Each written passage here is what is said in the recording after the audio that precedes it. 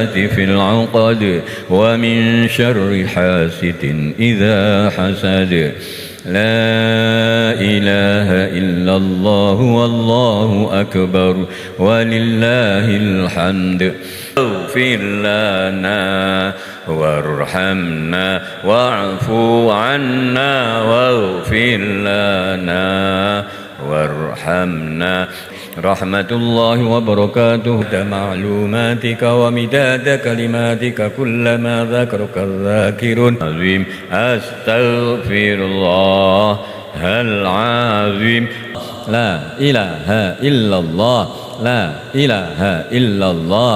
Prosesi wisuda khotimin 30 juz bil hifdi. Akhinal Karim Ahmad Jabir Muzammil bin Bapak Dr. Safiullah Muzammil MAG, Depok, Sleman, Yogyakarta. Kalamu qadimullah.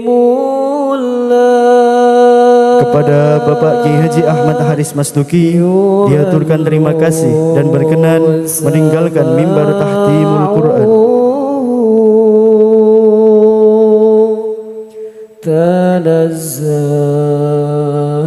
عن قولي وفعلي ونياتي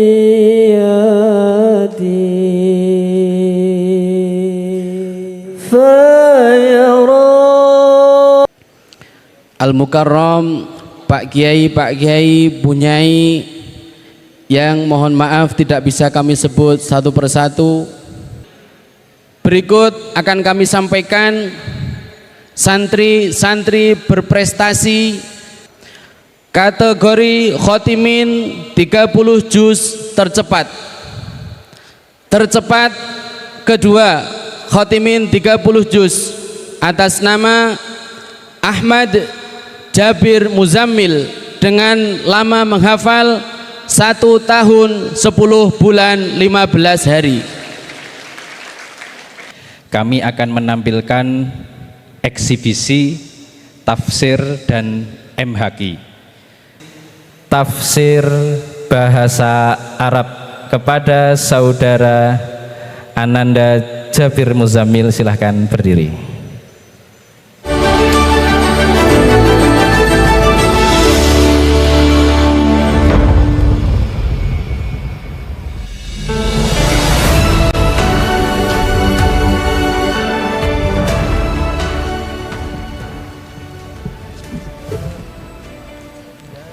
Bapak Ibu, ini adalah Ananda Jabir Muzammil, kelahiran Jombang 2 Februari 2006, putra dari Dr. Safiullah Muzammil dan Bunyai Imelda Fajriati, dan masih saudara dengan Mbak Ina Bakaisa tadi. Masih bersaudara, lama menghafal 1 tahun 10 bulan 15 hari, termasuk tercepat kedua. Mungkin bisa lebih cepat. Kenapa? Karena dulu itu main bola tangannya patah atau keseleo, Mas? Tangannya itu bergeser sehingga sekitar 3 atau 4 bulan itu berhenti. Itu pun dengan kondisi seperti itu masih kurang dari 2 tahun ya. Masya Allah. Okay. Selanjutnya Mas Jabir ini juga memiliki beberapa prestasi. Yang pertama, juara 1 Madrasah Fes cabang MHQ 20 juz tingkat provinsi DIY tahun 2023. Sebenarnya di tingkat nasional itu ada, tapi tidak tahu ini DIY jadi mengirimkan atau tidak. Boten dilaksanakan nggih, boten disias, alhamdulillah. Selanjutnya yang kedua, juara 3 Musabaqah Tilawatul Quran cabang MHQ 10 juz tingkat provinsi DIY tahun 2023. Baik, itu sepintas profil Mas Jabir. Selanjutnya untuk penanya, kepareng Abina Ahmad Haris Masduki untuk memberikan pertanyaan. Sebelumnya ini kersane mendet undian makrok dulu. Silahkan maju sini Mas Jabir, ambil makrok. Makrok kuning, warna kuning. Oh ini yang warna kuning, bebas itu ambil. Kelihatan enggak? Ah, silahkan buka, disampaikan para audiens. Makrok 3. Makrok 3. Waktu dan tempat kami serahkan sepenuhnya kepada Abina Ahmad Haris Masduki.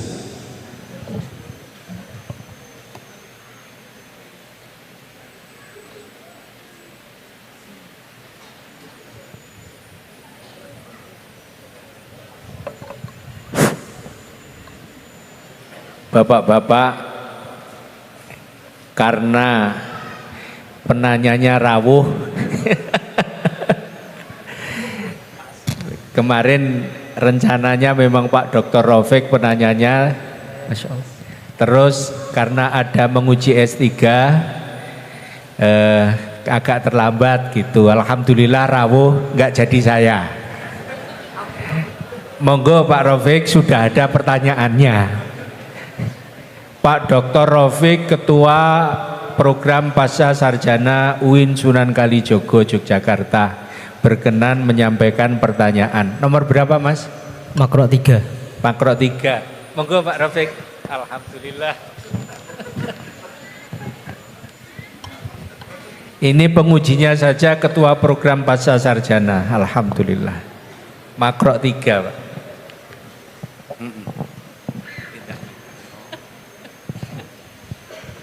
Yang mana yang ini? Yang ini. Ya, jadi baca sebelah.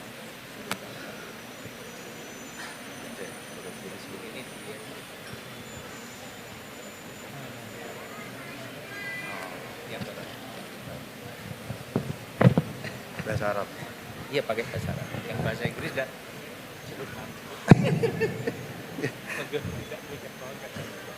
Di sini Pak. Ya sudah. Assalamualaikum warahmatullahi wabarakatuh. يا جابر تفضل اقرأ السورة اقرأ المقرأ فليتفضل. أعوذ بالله من الشيطان الرجيم. بسم الله الرحمن الرحيم.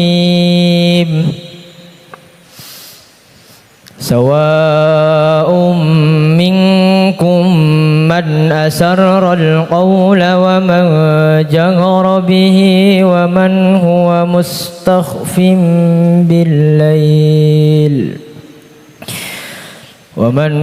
مستخف بالليل وسارب بالنهار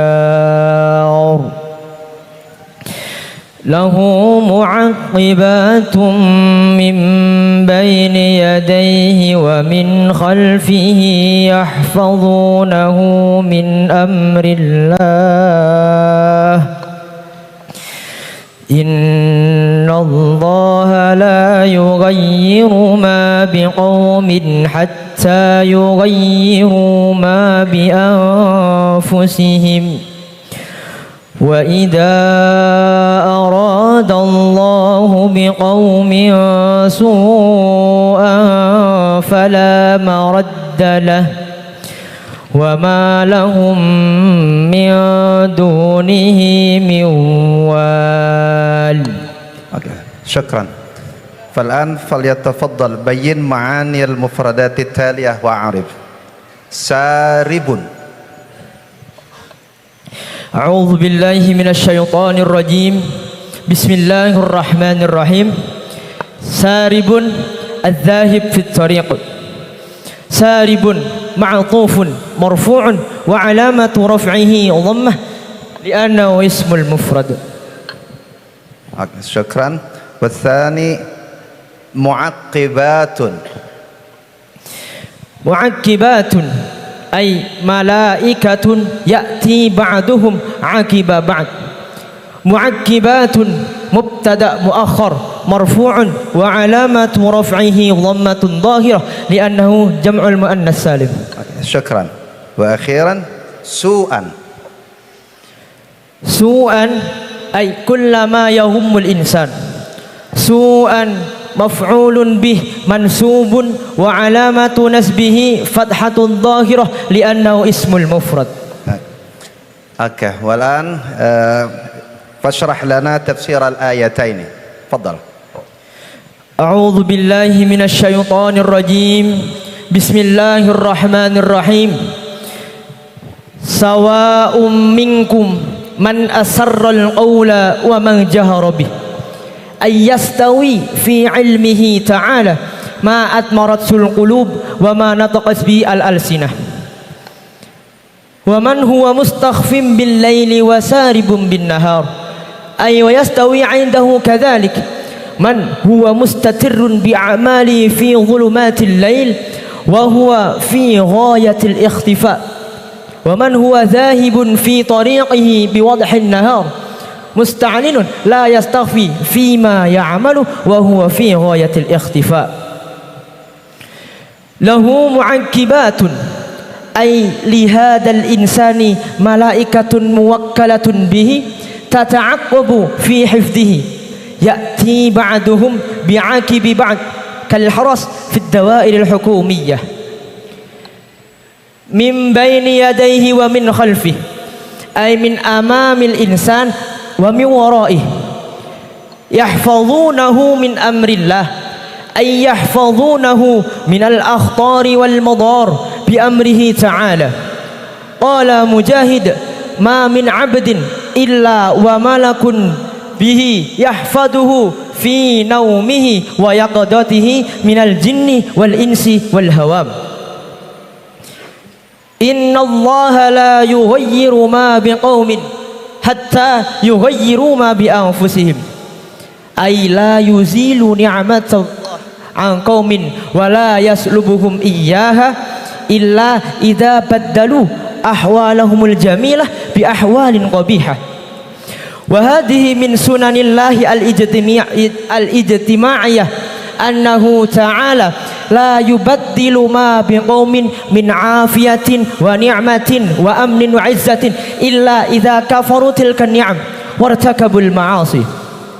وفي الأثر أوحى الله إلى نبي من أنبياء بني إسرائيل عن كل قومك إنه ليس من أهل قرية ولا أهل بيت يكونون على طاعة الله فيتحولون منها إلى معصية الله إلا حول الله عنهم ما يحبون إلى ما يكرهون.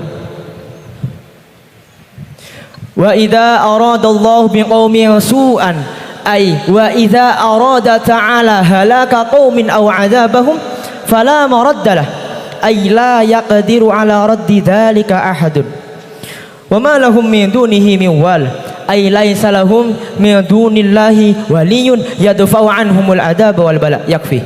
شكرا. بهذا التفسير إذا هل يجوز لنا الاحتجاج بالقدر إذا ارتكبنا السيئة؟ بسم الله الرحمن الرحيم. لا يجوز. لماذا؟ لأن ما قدره الله لنا أو علينا مجهول لا علم لنا ولسنا مسؤولين عنه فلا يحتج صاحب الضلالة والكفر والمعصية بقدر الله وكتابته وإرادته قبل وقوع ذلك منه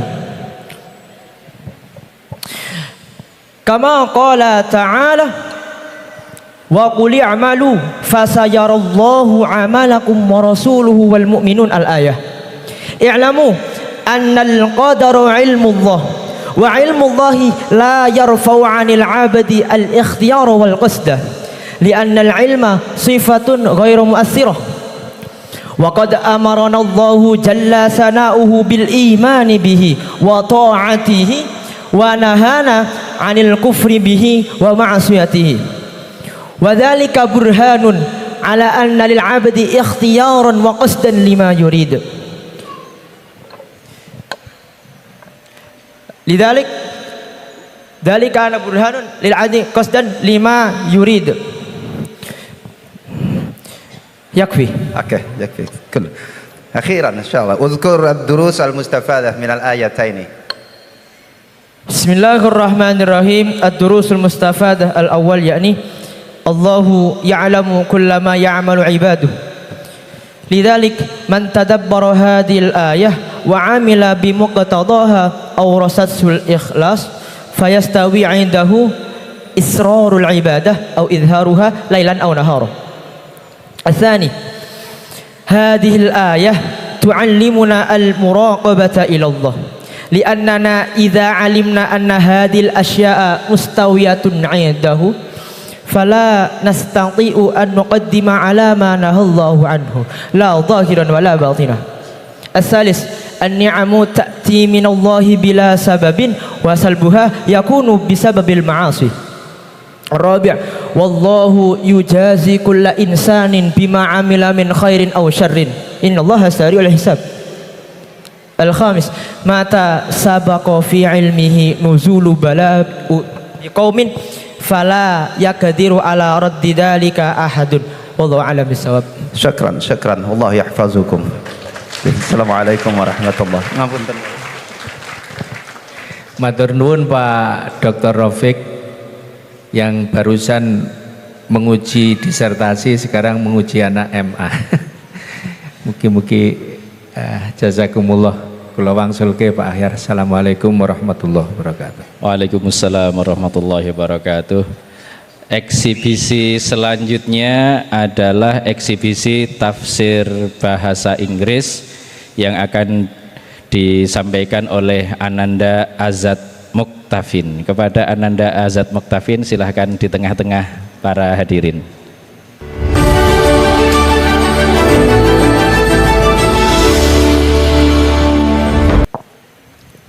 Makro 2. Makro 2. Kepada Dr. Sofi dimohon berkenan untuk memberikan pertanyaan.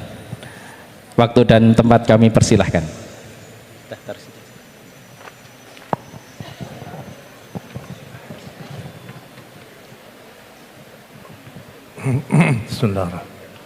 Bismillahirrahmanirrahim. Azad, congratulations to you. I'm so proud of you. Thank you. But I'm not surprised about your achievement because I really know your father. Yeah. Thank you, sir. Okay. Let us hear from you the first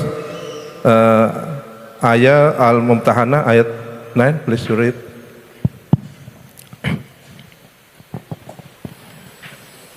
أعوذ بالله من الشيطان الرجيم بسم الله الرحمن الرحيم إنما ينهاكم الله عن الذين قاتلوكم في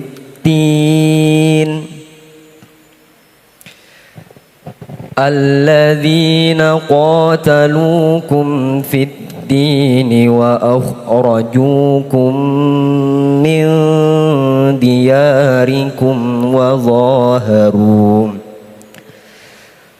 وظاهروا على إخراجكم أن تولوهم ومن يتولهم فأولئك هم الظالمون. Okay. Okay, the question. Please translate and explain the i'rab of the following word. The first, yanhaakum. Bismillahirrahmanirrahim. Yanhaakum means prevents. He prevents you. Yanha fi'lun mudari'un marfu'un, and the sign of rafa is dhammah muqaddarah at the end because it is fi'lun mudari'un mu'tal al-akhir. And then kum dhamirun muttasilun mabni by sukun in mahal nasab because it is the maf'ul bih from the fi'il yanha. Okay, next. Dhaharu. Dhaharu means those who support. Dhaharu fi'lun madin mabni by dhammah, and then wawu dhamirun muttasilun mabni by sukun in mahal rafa as the fa'il from dhaharu, and then alif as alif fariqah. Okay, the last, al-zalimun. Al-zalimun khabar marfu'un, and the sign of rafa is wawu because it is jama' mudzakkar salim, and then its meaning is the wrongdoers. Okay, good. Okay, the question number 2, please translate the verse completely. Bismillahirrahmanirrahim. Indeed, Allah forbids you from those who fight against you in the name of religion, those who try to drive you out of your own homes, and also those who support on driving you out. Allah forbids you from taking them as allies, as supporters, and whoever take them as allies, then they are truly the wrongdoers. Good. And then please interpret the verse. Bismillahirrahmanirrahim. Innama yanhaakumullahu 'anil ladzina qataluukum. Indeed, Allah forbids you from giving and showing love to those who fight against you just because of being Islam. Those who try to defeat you, those who try to defeat us Muslims. Wallahu wa akhrajukum min diyarikum. Also those who drive you out of your own homes, those who try to send you out, try to claim your homes as theirs.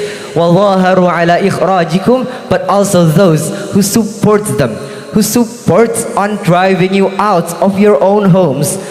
They are the wrongdoers. Allah forbids us from taking them as allies, from supporting them, from helping them in any way. وَمَنْ يَتَوَلَّهُمْ فَأُولَٰئِكَ هُمُ الظَّالِمُونَ. As they are the enemies of Allah. Whoever helps them, whoever take them as allies, as supporters, then they are truly the wrongdoers. They are acting unjust, wrong to themselves for bringing them to their own torment by being the helpers of the enemies of Allah. Enough. Okay. And how can this verse be implemented in our modern society?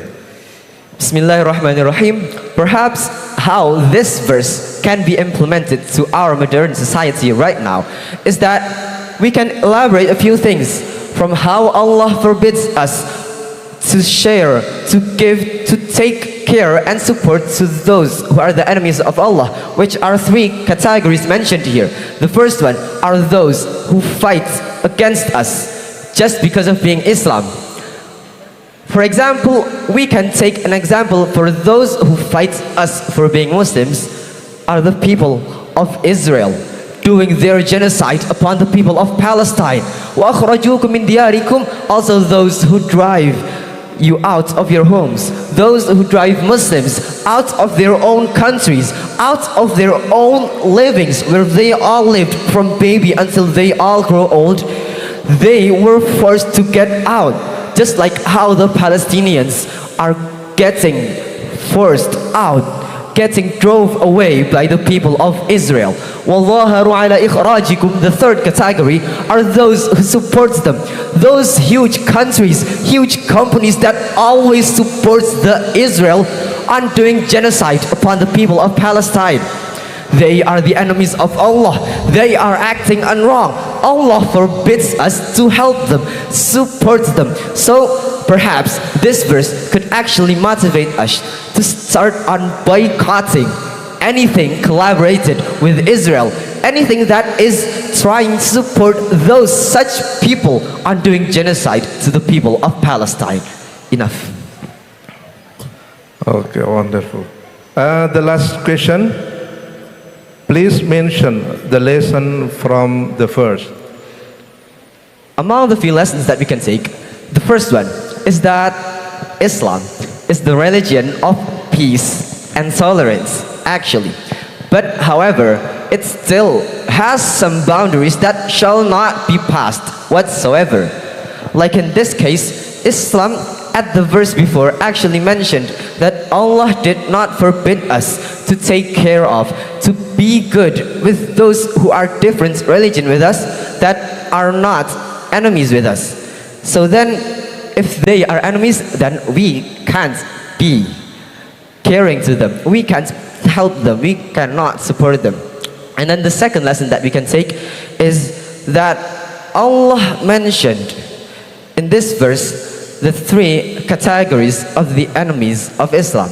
Those who fight against us for being Islam, those who drive us out of our own homes, also those who supported, who helped those who drive out us away from our homes. That's enough. Wallahu a'lam bissawab. It's so wonderful and swear. Please, Klaus. Thank you. Thanks so much.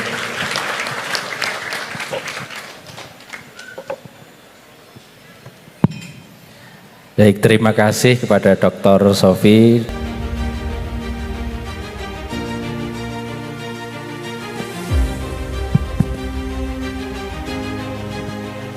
Selanjutnya yaitu pemberian penghargaan kepada khotimin khotimat terbaik. Kepada nama-nama yang tersebut harap untuk maju ke depan. Khotimin tercepat kedua atas nama Ahmad Jabir Muzammil.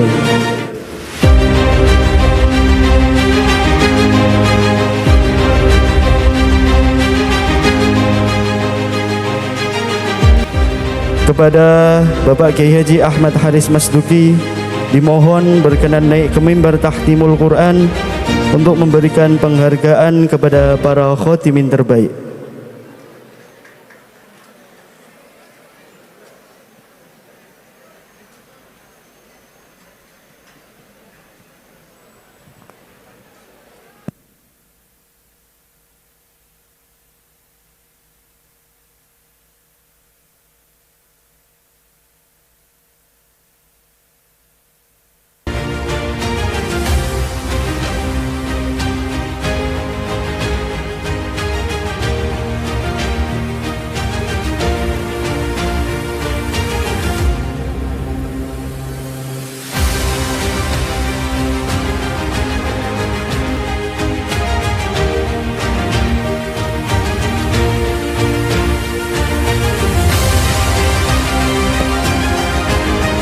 Kepada Bapak Kiai Haji Ahmad Haris Masduki diaturkan terima kasih dan berkenan meninggalkan mimbar tahtimul Quran.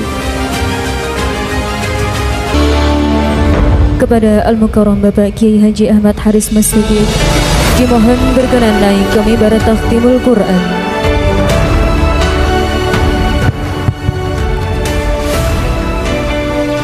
Yang kami hormati Bapak-bapak Kiai, Ibu-ibu Nyai yang kesempatan siang hari ini kepareng lenggah panjenenganipun Al-Mukarram Bapak Dr. Kiai Haji Afifuddin Dimyati, panjenenganipun Bapak Dr. Kiai Haji Sofiullah, Bapak-bapak, Ibu-ibu, Bapak Ibu Nyai, Bapak Ibu sedaya nyuwun ngapunten mboten saged kula sebat setunggal-setunggal asma karimipun.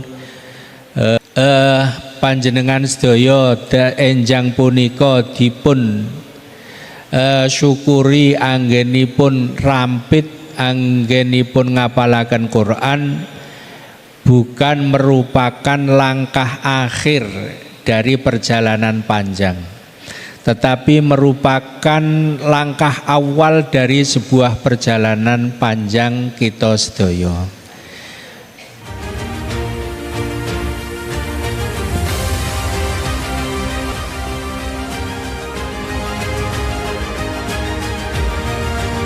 Hadirin hadirat tamu undangan yang kami hormati, selanjutnya yaitu mauidhah hasanah yang akan disampaikan oleh Bapak Kiai Haji Afifuddin Dimyati, pengasuh Pondok Pesantren Darul Ulum Jombang, Jawa Timur.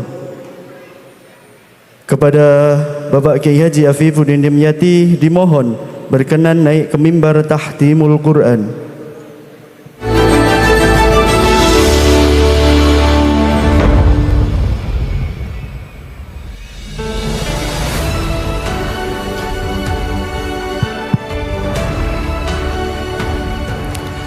Assalamualaikum warahmatullahi wabarakatuh. Alhamdulillah. Alhamdulillahilladzi ja'alal Qur'ana hidayatan lil muttaqin wa mau'izatan lil mu'minin wa dzikra lidz dzakirin wa hudaw wa rahmataw wa busyra lil muslimin. Wassalatu wassalamu ala sayyidina Muhammad ibni Abdullah amini wahyillah al-mustaniri bi khazaini kanzillah wa ala alihi wa sahbihi wa man walah, amma ba'du. Yang saya muliakan, yang saya hormati pengasuh Pondok Pesantren Darul Quran wal Irsyad Romo Kiai Haji Haris Masduki dan Ibu Nyai Wardah Nawawi. Yang saya hormati, yang saya muliakan para kiai, para alim, para ulama, Ibu Nyai. Wa nahussu minhum bidzikri Romo Kiai Haji Yasin Nawawi, Kiai Haji Muslim Nawawi, pengasuh Pondok Pesantren An-Nur Ngerukem, Romo Kiai Haji Hamid Abdul Qadir, pengasuh Pondok Pesantren Al-Munawwir Krapyak, Romo Kiai Haji Zaim Ahmad, pengasuh Pondok Pesantren Kauman Lasem, Romo Kiai Haji Imaduddin Sukamto, pengasuh Pondok Pesantren Sunan Pandan Aran. Yang saya hormati semua pimpinan daerah, pengurus PCNU, baik jajaran Tanfidiyah maupun Syuriah, Forkopimda Kabupaten Gunung Kidul. Yang saya hormati para wali santri yang saat ini saya yakin sangat bergembira dan bersyukur atas diwisudanya putra-putri mereka, putra-putri kita semuanya yang telah melaksanakan dan menyelesaikan tahfidz Quran 30 juz. Yang saya sayangi semua khotimin dan khotimat, baik juz amma 10 juz, 20 juz maupun 30 juz. Alhamdulillah, pertama dan yang harus saya utamakan, saya di sini atas nama wali santri. Jadi kula niki wali santri Pondok Pesantren Darul Quran wal Irsyad. Anak kula yang pertama juga alumni di sini, yang sekarang sedang kuliah di Universitas Yarmouk Yordania, mohon doanya. Dan yang kedua tadi yang ditampilkan untuk eksebisi tafsir bahasa Indonesia. Terus terang ya, saya bersyukur dan juga kaget juga ya, ternyata anak saya mampu. Padahal saya seumuran dia juga belum mampu. Alhamdulillah. Kula niku biasanya datang ngriyo, di rumah itu jarang sekali nerima kalau disuruh mau itu.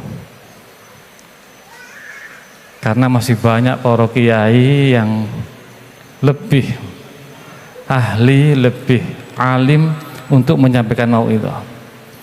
Tapi kalau di sini ini nampaknya sulit untuk menolak.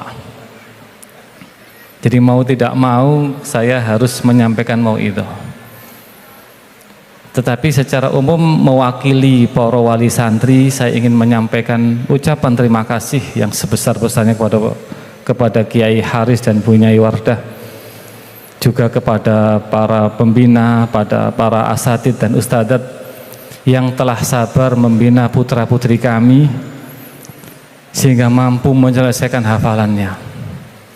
Karena bagi kami mendidik sendiri itu berat, sehingga atas jerih payah panjenengan semua, kesabaran panjenengan semua, kami ingin menagih janji Allah walanajziyannal ladzina sabaru ajrahum bi ahsani ma kanu ya'malun. Semoga panjenengan dibalas oleh Allah dengan balasan yang lebih baik atas kesabaran panjenengan yang telah membina dan mengantarkan putra-putri kami menyelesaikan hafalan Al-Quran. Bapak Ibu para wali santri, Nabi yang dikenal sukses di dalam mengantarkan putra-putranya menjadi orang-orang soleh adalah Nabiullah Ibrahim alaihissalam. Beliau dikenal punya anak seorang nabi, yaitu Nabi Ishak dan Nabi Ismail. Punya cucu juga Nabi Yakub. Punya cicit Nabi, yaitu Nabi Yusuf. Di dalam tafsir Al-Baghawi bahkan dijelaskan semua putra-putra Nabi Yakub yang 12 orang itu semuanya nanti di akhir hayatnya menjadi nabi semua. Berarti berapa nabi yang lahir dari beliau? Belum lagi di bawahnya.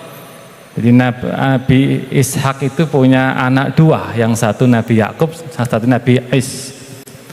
Is ini punya cicitnya namanya Nabi Ayub. Nabi Ayub nanti menjadi menantunya Nabi Yusuf. Jadi berapa banyak nabi-nabi yang lahir dari Nabi Ibrahim, sehingga beliau dikenal dengan nama Abul Anbiya. Kenapa? Apa rahasianya Nabi Ibrahim ini bisa melahirkan putra-putra yang soleh, generasi-generasi yang hebat?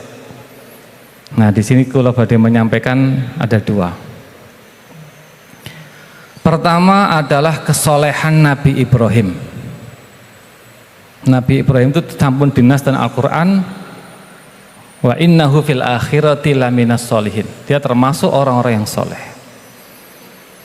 Kalau kita baca Al-Quran, kita akan lihat bahwa sifat-sifat Nabi Ibrahim itu komplit. Inna Ibrahim kana ummatan qanitan lillah. Ummah niku jami' lil khisal alhamidah. Qanit niku taat maring Gusti Allah. Di ayat yang lain ada inna Ibrahim la'awahun halim. Awah niku kasirut tadarru. Kathah DP ini datang Gusti Allah. Banyak istighfarnya. Halim, lemah lembut. Dalam bukti kehaliman Nabi Ibrahim adalah beliau itu menanyakan bagaimana kondisi kaumnya Nabi Lut, menunjukkan perhatian beliau kepada umat. Belum lagi beliau dikenal karim. Karim niku dermawan. Terkenal dalam kisah-kisah para nabi. Nabi Ibrahim itu kalau makan harus mencari teman. Bahkan sampai berjalan mil au milain. Mil itu 1 kilo sekian. Kalau 2 mil berarti 2-3 kiloan. Mencari teman makan. Nabi Ibrahim. Kita ingat bagaimana pengorbanan Nabi Ibrahim ketika didatangi tamu. Tamu yang tidak dikenal. Hal ataka hadisu dhaifi Ibrahim al-mukramin. Disebut oleh Allah al-mukramin, dimuliakan. Siapa yang memuliakan? Ahli tafsir mengatakan Nabi Ibrahim yang memuliakan para tamunya. Bayangkan, tamu nggak dikenal, hanya 3 orang disembelihkan anak sapi. Nah kita niki enten tamu kathah pun mboten disembelihkan apa-apa. Niki Nabi Ibrahim tamunya hanya 3 disembelihkan anak sapi. Itu pun tidak hanya disuguhkan, ada kalimat bi'ijlin samin. Samin itu dibumboni ngeten. Termasuk dalam riwayat itu jelaskan faragha ila ahlihi. Ingkang nyapaken Ibrahim piyambak dan dengan cepat-cepat niku. Itu menunjukkan bagaimana beliau karim. Bahwa orang-orang yang dermawan pasti putra-putranya dijamin Allah menjadi orang-orang yang soleh. Ngaca saking Nabi Ibrahim. Bapak Ibu yang saya hormati, enten ungkapan solahul abna murtabitun bisolahil aba. Kesolehan anak niku tergantung kesolehan bapak. Abu Sa'id Sa'id bin Musayyib, seorang tabi'in senior. Niku nate dawuh, ini la usalli. Aku iki salat. Fa'adkuru waladi. Lalu aku eling anakku. Saya ingat anak saya. Fa'azidu fi sholati. Tak tambahi salatku. Kenapa Sa'id bin Musayyib punya prinsip ngoten? Diceritakan beliau itu ingat kali dawuh Gusti Allah, fa'ammal jidaru fakana li ghulamaini yatimaini fil madinati wa kana tahtahu kanzul lahuma wa kana abuhuma sholihah. Bahwa Allah menyuruh Nabi Khidir untuk membangun temboknya anak yatim dua ini dalam rangka merawat dan mempertahankan hartanya, itu karena bapaknya orang soleh. Wa kana abuhuma sholihah. Niki real. Bahkan dalam beberapa tafsir disebutkan niki ada yang mengatakan bapak kandung langsung di atas, antar yang bapak ke-7, bahkan ada bapak ke-13. Sehingga hubungan antara kita dengan anak-anak niku sangat kuat. Nah, kita yang saat niki kita berarti kita harus menjaga diri, meningkatkan kesolehan, termasuk meningkatkan karomah. Karom itu kedermawanan. Dan kitab Ihya ini diceritakan suatu saat Imam Syafi'i menjelang ajalnya menulis wasiat. Muru fulanan yuhsiluni. Perintahkan si fulan untuk memandikanku. Nah, ketika beliau meninggal, orang ini nggak bisa datang beberapa hari setelahnya. Lalu dia tanya, apa wasiat Imam Syafi'i? Ada kalimat niku? Apa ada catatan yang lain? Diceritakan Imam Syafi'i ketika meninggal, beliau punya hutang 70.000 dirham. Kalau hitung matematika yang sederhana, niku sekitar 6 miliar nih. 70.000 dirham, niku sekitar 6 miliar. Oleh si fulan ini dibayar, iki tak bayari utangnya Imam Syafi'i. Jadi hutangnya Imam Syafi'i dibayar setelah, dilunasi setelah 6 miliar. Lalu beliau dawuh, hadza ghusli iyahu. Inilah cara saya memandikan Imam Syafi'i. Abu Sa'id Al-Wa'id beberapa tahun setelahnya mengunjungi Mesir, ingin tahu bagaimana orang ini. Beliau ditunjukkan ini rumahnya di sini, lalu dilihat, masya Allah, putra-putranya, turunan-turunannya, nampak di dalam wajahnya ada wajah-wajah kekeramatan, wajah-wajah pemuliaan, wajah-wajah kedamaian. Jadi Allah memuliakan putra-putranya karena kedermawanan orang tuanya. Memuliakan putra-putranya karena kesolehan orang tuanya.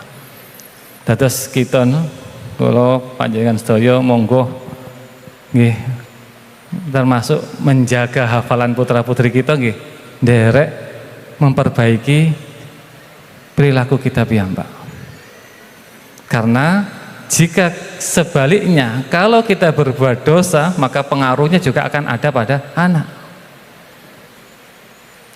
Ada kalimat, inni la'udnibu fa'ara asara dzalika dzanbi ala waladi. Ketika aku berdosa, aku melihat pengaruh dosa saya ada pada anak. Dados niki tugas kita sedaya, jika ingin meniru Nabi Ibrahim, maka sholahuna, kesolehan kita tingkatkan semua. Kula nggih sami kali panjenengan nggih gadah putra, nggih kadangkala napa niku mikir nggih, kadangkala angen-angen disambati putra putri nggih angen-anget. Tapi kita kedah yakin niki dalam rangka untuk menata kita semua. Karena Ibnul Qayyim dawuh ngaten, inna minad dzunubi ma la yukaffiruhu illa hamul aulad. Ada dosa-dosa yang tidak bisa diampuni oleh Allah kecuali dengan keprihatinan mikir anak. Pasti kita kan hampun nggih riyen niku. Anak gak kerasan, anak ngaten. sing loro, sing ngoten. Memang harus ada perjalanan itu, apalagi ini dalam tahfidzul Quran pun wajar sangat. Tapi ini cara Allah untuk menjadikan kita orang-orang yang soleh. Dengan membersihkan diri kita dari dosa-dosa yang kita lakukan, maka Allah menjadikan kita orang-orang soleh, sehingga anak-anak kemudian juga ikut menjadi orang-orang yang soleh. Bapak Ibu yang saya hormati, nomor kali rahasia Nabi Ibrahim kok saged putra-putrane sedaya soleh-soleh sedaya. Niki kula mundhut saking Quran. Skala prioritas perhatian Nabi Ibrahim pada anak-anaknya diurutkan menjadi 3. Niki kula pundhut saking dungane Nabi Ibrahim, Rabbana liqimus sholata faj'al af'idatan minan nasi tahwi ilaihim warzuqhum minas samarati la'allahum yashkurun. Prioritas orang tua kepada anak harus mengikuti prioritas Nabi Ibrahim. Yang pertama, prioritas spiritual, prioritas ibadah. Nelpon anak ten pondok yang ditanyakan, ya apa salatmu nak? Niku rahasianya Nabi Ibrahim. Para nabi kalau tinggal ten Al-Quran rata-rata ngoten. Nabi Ismail itu disifati oleh Allah, wa kana ya'muru ahlahu bis sholati waz zakat. Ngongkon anake salat Nabi Ismail. Nabi Yakub niku nggih sami. Am kuntum syuhada'a id hadara Yaqub al-mautu id qala li banihi ma ta'buduna min ba'di. Badhe wafat takok engko nyembah sapa? Ingkang diperhatikan, yang diperhatikan oleh mereka orang-orang soleh para nabi adalah ibadahnya putra-putranya. Maka ini harus menjadi perhatian kita.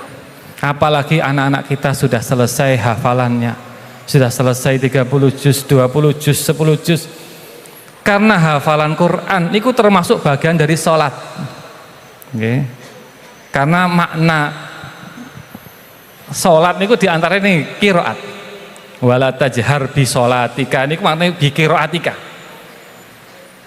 Jadi diantara makna sholat ini liqimus sholat bisa saged dimaknani liqimul qiraah. Dados kita mangke sampun mundhut putra-putra kita pun hafal Quran, tetap dielingaken ya pengaji ini. Sehari berapa juz deresnya? Sudah berani semaan apa belum? Iki lho untuk semaan melok ya. Dalam rangka agar anak-anak tetap ngugemi, tetap memegang Qur'annya. Niki tugas kita. Rabbana liyuqimu as-shalah. Perhatian Nabi Ibrahim yang kedua adalah perhatian tentang hubungan sosial.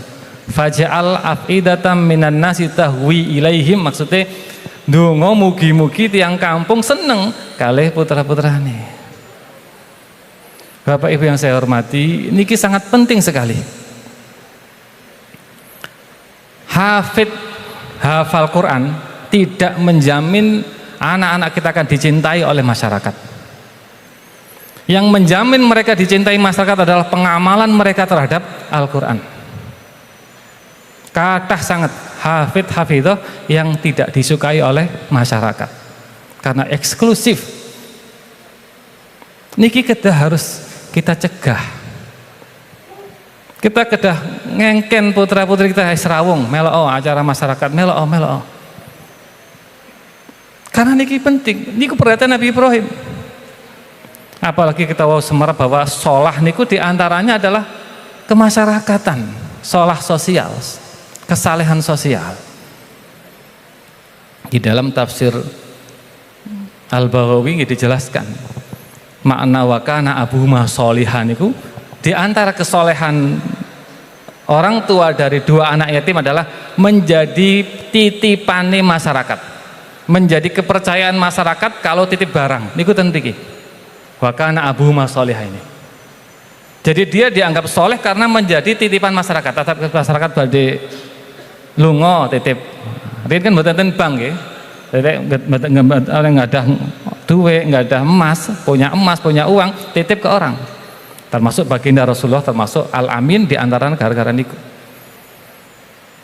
Nah, niki nggih sami. Wa kana abuhuma sholihah menjadi titipane masyarakat saking terpercayanya di masyarakat. Nah, anak-anak kita nggih sami mangke.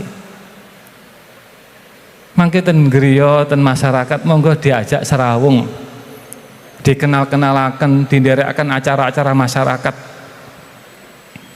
Karena itulah yang akan menjamin mereka diterima oleh masyarakat. Sehingga faj'al af'idatam minan nasi tahwi ilaihim niku saged kita peroleh. Yang ketiga perhatian Nabi Ibrahim, baru warzuqhum minas samarat. Baru rezeki ini, baru mikir rezekinya anak-anak. Bagaimana rezeki anak-anak kita? Itu baru dipikir ketiga. Nah, kita ini kan biasanya kalau nelpon anak ten pondok, ya apa mangane? Pertanyaan pertama sih, ya apa mangane? Cocok enggak? Berarti kita membalik prioritas Nabi Ibrahim. Nggih, niki kita kepingin mboten putra-putrane soleh. Kan pingin saya, nggih.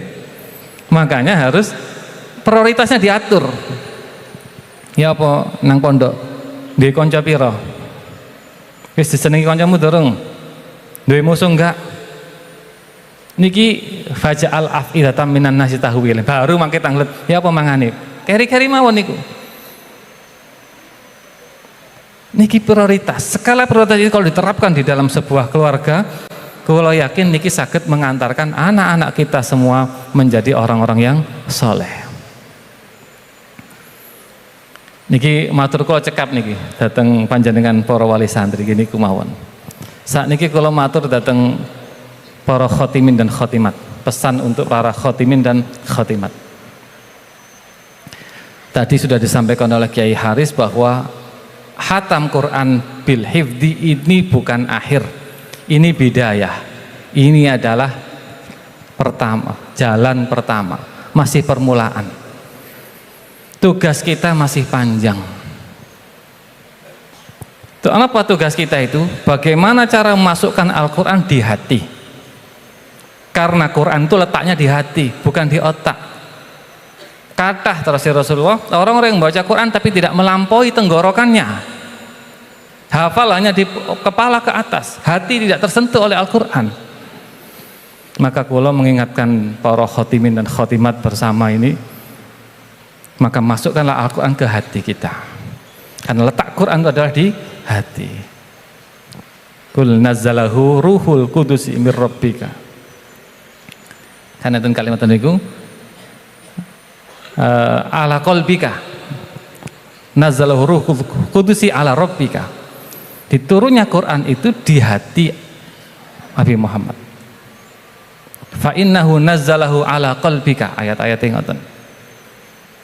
Sebenarnya gampang, sebenarnya mudah ya untuk ngecek kita ini sudah bisa masukkan Quran di hati apa enggak. Ceknya adalah para hafid, para hafidah ini masih biasa sedih enggak, masih gampang sumpek enggak itu. Kalau masih gampang sumpek berarti belum masuk ke hati Qurannya, karena Quran yang sudah masuk ke hati tidak akan disiksa oleh Allah. Innallaha la yu'adzibu qalban wa'al Quran. Allah tidak akan menyiksa hati. Siksaan Allah macam-macam nggih, enten kesedihan, kesusahan yang sudah memuat Al-Qur'an. Maka tugas kita ini bagaimana Quran bisa masuk ke hati. Nah niki kalau badhe jelasaken 3 cara. Sedaya muaranya datang ayat-ayat tadabbur Al-Qur'an. Yang pertama, mboten napa nggih kalau madhep panjenengan, tapi maksud kula niki ingkang di belakang saya ini. Maksud saya yang di belakang ini. Yang pertama, menghilangkan kesombongan. Napa ayate? Afala yatadabbarunal Qur'an am ala qulubin aqfaluha. Kenapa mereka tidak merenungkan Al-Quran? Adakah gembok di dalam hatinya? Bagaimana Allah bisa mengembok hati seseorang itu ketika orang itu sombong? Kadzalika yadba'ullahu ala kulli qalbin mutakabbirin jabbar. Seperti itulah Allah akan mengunci, menutup setiap hati-hati yang sombong dan semenang-menang. Maka ini tugas kita yang pertama, hilangkan kesombongan. Hafal Quran itu murni anugerah dari Allah, fadlun minallah. Sebenarnya bukan karena usaha kita sebenarnya. Loh kok saged? Nggak ada kesimpulan ngoten. Karena yang menjaga Quran itu Gusti Allah. Inna nahnu nazzalna dzikra wa inna lahu lahafidun. Kebetulan mawon Gusti Allah milih mereka-mereka ini. Memilih para khatimin dan khatimati sebagai orang-orang yang dipilih untuk menjaga Al-Quran. Prosesnya yang memudahkan itu Gusti Allah. Wa qad yassarnal Qur'ana lidzikri. Dimudahkan prosesnya juga oleh Gusti Allah. Fa inna ma yassarnahu bilisanika. Mudah membaca niki lho. Niki gara-gara Gusti Allah. Digampangkan kali Gusti Allah. Mudah membaca Al-Qur'an. Kok ngapunten mulut ini kok enak ya maca Quran. Iku Gusti Allah yang menghendaki demikian. Maka tidak layak hal-hal yang ini adalah anugerah dari Allah disombongkan di muka bumi. Kalau kita menyombongkan Al-Quran, maka siap-siaplah kita tidak akan bisa memasukkan Al-Quran di dalam hati kita, sehingga kita akan menjadi orang yang tetap susah, hidupnya menjadi susah, tetap panik, gampang stres. Kenapa? Karena Quran belum masuk di dalam hati. Jadi memang harus arahnya ke hati niki. Niki penting ini kalau sampai akan tendiki para khotimin dan khotimat ini supaya hatinya bersih dari kesombongan. Karena Gusti Allah mboten purun, mboten kersa. Tiang-tiang yang sombong memahami Quran ini mboten kersa. Sa'asrifu an ayati alladzina yatakabbaruna fil ardh. Akan saya palingkan dari ayat-ayatku orang-orang yang sombong. Kalau nggak bisa paham berarti nggih mboten saged ngamalaken. Niki risikonya, ya. Risikonya kalau sombong karena sudah hafal Al-Quran. Niki pertama ayat tadabbur untuk memasukkan Quran di dalam hati. Yang kedua, kita berusaha dengan tadabbur itu mencari kesesuaian antar ayat-ayat Al-Quran. Ayat Quran sebanyak itu ada yang nampak bertentangan, ada yang nampak berbeda, itu kita cari rahasianya. Napa dalile? Afala yatadabbarunal Quran. Ayatnya tetap tadabbur. Walau kana min indi ghairillahi lawajadu fihi ikhtilafan katsira. Jika bukan karena dari Allah, pasti akan banyak perbedaan ditemukan di situ. Jadi para khotimin, para khotimat kalau membaca Quran kok ada yang masih janggal, catat itu, cari jawabannya. Agar semakin beriman kita dengan kebenaran Al-Quran. Karena Al-Quran kan macam-macam, itu mutasyabihat lafziyah.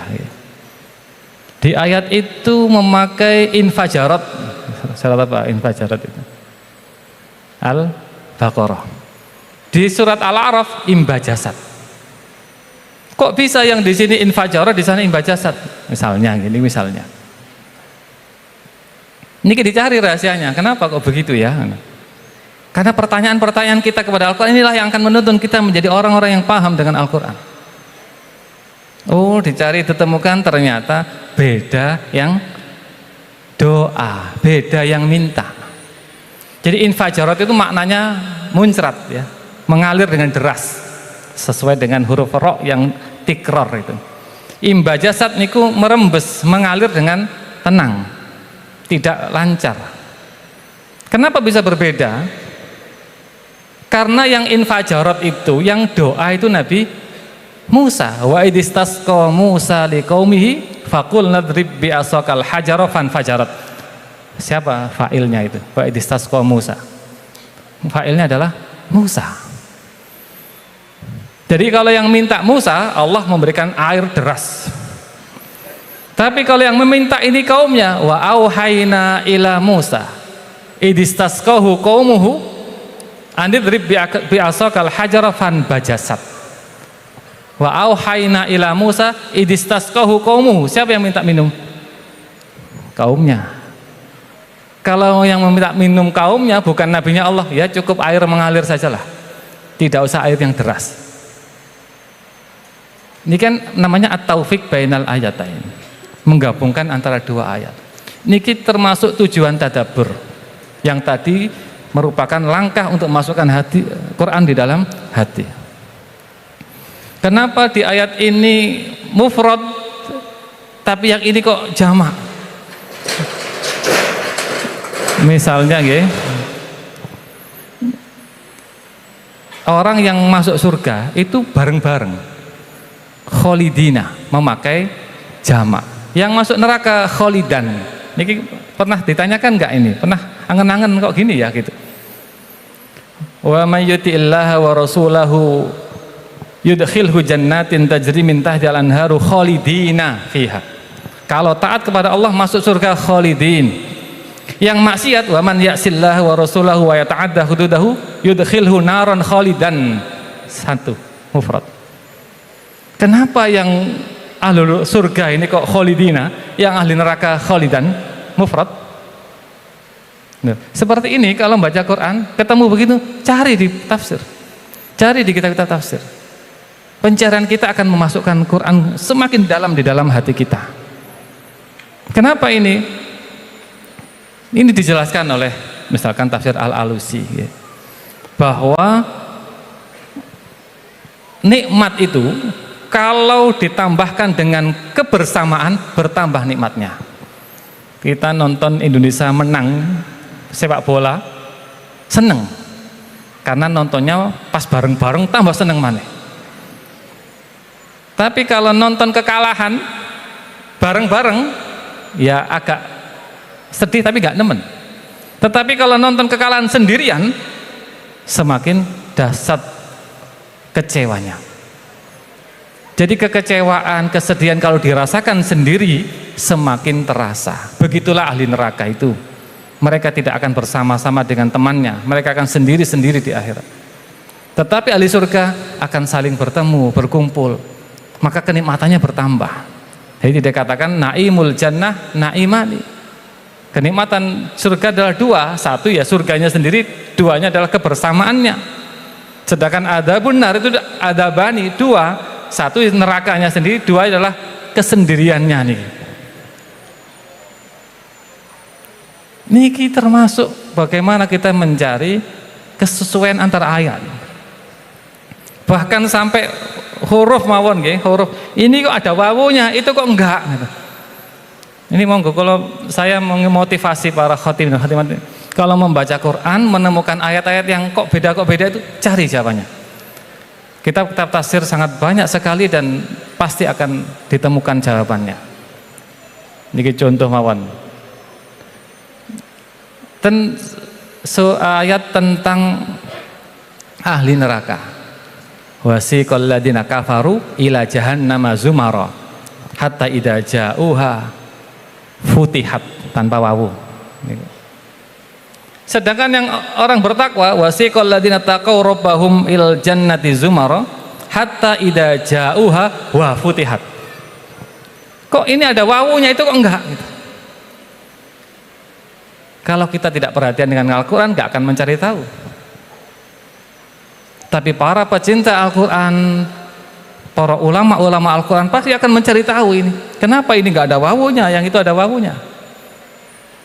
Jikalah muncul beberapa penjelasan yang itu akan menambah keimanan kita kepada Al-Quran. Yang pertama dari segi nahwu, orang-orang yang masuk neraka itu datang dulu ke pintunya baru dibuka. Saking Allah itu nggak mau cepat-cepat menyiksa. Tetapi kalau ahli surga datang ke pintu surga sebelum datang sudah dibuka. Wa futihat dalam keadaan, ini wawunya wawu hal. Dalam keadaan dibuka sudah. Kalau masuk neraka ke pintu dulu baru dibuka. Kalau ke surga sebelum masuk sudah dibuka. Niki rahasianya. Ada juga tafsir Qurtubi wonten yang mengatakan bahwa wawunya ini namanya wawu 8. Wawu 8 ini menunjukkan bahwa pintu surga ada 8 katanya. Sedangkan pintu neraka ada 7. Laha sab'atu abwabin. Kalau neraka 7. Kalau surga itu pintunya 8. Maka ada wawunya di situ. Wawu 8 namanya. Apa wawu 8 itu? Wawu yang dipakai oleh orang-orang Arab untuk mengurutkan angka. Jadi orang Arab ini kalau ngitung wahid, isnen, salasah, arba'ah, khamsah, sittah, sab'ah, wa samaniyah. Ketika 8 masih ada wawunya, wa samaniyah. Dan di Quran semuanya begitu. Sayaquluna salasatur rabi'uhum kalbuhum wa yaquluna khamsatun sadisuhum kalbuhum wa yaquluna sab'atu wa, ada wawunya. Sebelum 8 ada wawunya. Wa saminuhum kalbuhum. At-taibunal abidunal hamidunal saihunal raki'unal sajidunal amiruna bil ma'ruf wa nahuna ke-8. Asa rabbuhu in talaqakunna ayyubdilahu azwajan khairam minkunna muslimatin mu'minatin qanitatin taibatin abidatin thaihatin sayyibatin wa abkara. Pas ke-8 ada wawunya semua. Para ulama itu dengan kecerdasannya seperti itu bisa menyimpulkan bahwa pintu surga ada 8, itu ada dalilnya dalam Al-Quran. Padahal biasanya dalilnya dari hadis Nabi.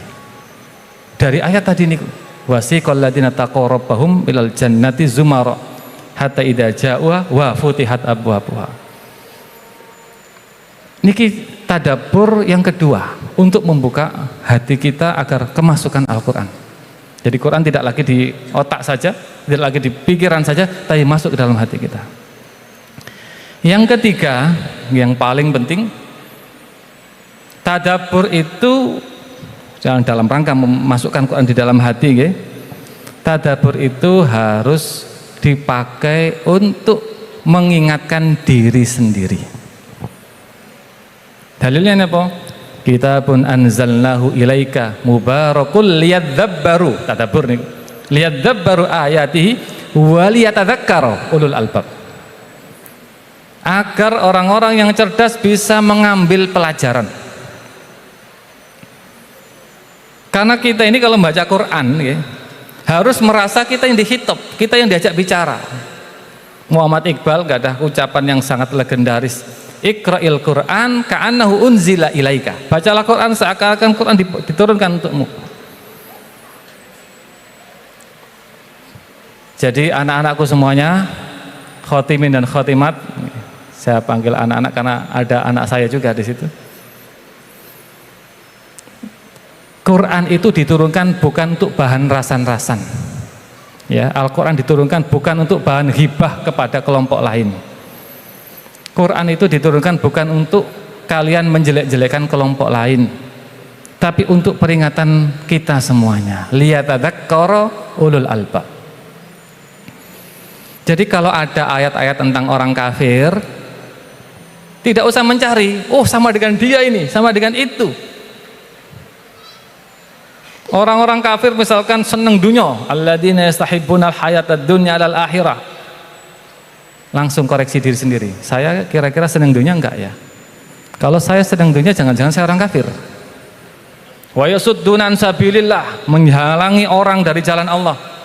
Jangan-jangan ini saya ini. Kemarin ada teman saya mau Jumatan kok saya larang. Jangan-jangan ini saya gitu. Ayat-ayat tentang ahlul kitab nggih sami. Wa makhtalafal ladzina utul kitab. Jangan-jangan ini saya senang debat itu. Jangan-jangan ini saya. Begitulah cara memasukkan Al-Quran di dalam hati. Bukan untuk mengkoreksi orang lain. Wa idza qamu ila sholati qamu kusa. Ini ayat munafik. Koncoku iku. Koncoku iki males salat. Gak usah begitu mikirnya. Kita harus mikir, itu saya ini. Saya kan masih malas salat saya. Yuraunan nasa. Riya. Wah iku lho riya iku. Bukan begitu cara kita memasukkan Quran di dalam hati. Kalau kita masih punya prinsip menilai orang lain dengan Al-Quran, maka Quran tidak akan masuk di dalam hati kita. Dan selamanya kita tidak akan bebas dari adab Allah. Karena Allah hanya tidak akan menyiksa hati yang memuat Al-Quran. Hati kolban wa'a Al-Quran. Hati yang memuat Al-Quran itulah hati yang tidak akan disiksa oleh Allah. Ya, niki mohon ngapunten, niki pesan untuk para khotim dan khotimat. Karena niki penting, karena mereka nanti akan memasuki arena yang lebih luas, memasuki medan yang lebih panjang, lebih terjal, ketemu dengan banyak orang yang terkadang tidak sama dengan kita dan kadang juga menimbulkan emosional dan sebagainya. Maka perlu kekuatan kita secara pribadi untuk menanggulangi itu, khususnya bagi kita semua yang sudah menghafalkan Al-Quran. Bapak Ibu yang saya hormati, nyuwun ngapunten nggih, menawi wonten kesalahan kalau dateng mriki nggih namung sami wa atona dateng Kiai Haris nggih. Karena kula nggih sami kali panjenengan, kula adalah wali santri, tetapi mugi-mugi pertemuan niki membawa barokah bagi kita semuanya, khususnya atas kehadiran para kiai, para bunyai yang telah memberkahi kita semuanya di dalam acara yang penuh dengan keberkahan ini. Mugi-mugi putra-putri kita semuanya yang telah khatam, yang telah hafal Al-Quran, diberi kekuatan oleh Allah Subhanahu wa Ta'ala untuk bisa menjaga Al-Quran baik secara tilawatan, wa qiraatan, wa fahman, dan juga wa amalan, sehingga mereka menjadi pribadi-pribadi yang soleh yang kita harapkan akan membawa perubahan di negeri kita yang tercinta ini. Mohon maaf atas segala kekurangan, kami akhiri. Wallahul muwaffiq ila aqwamit thoriq. Wassalamualaikum warahmatullahi wabarakatuh.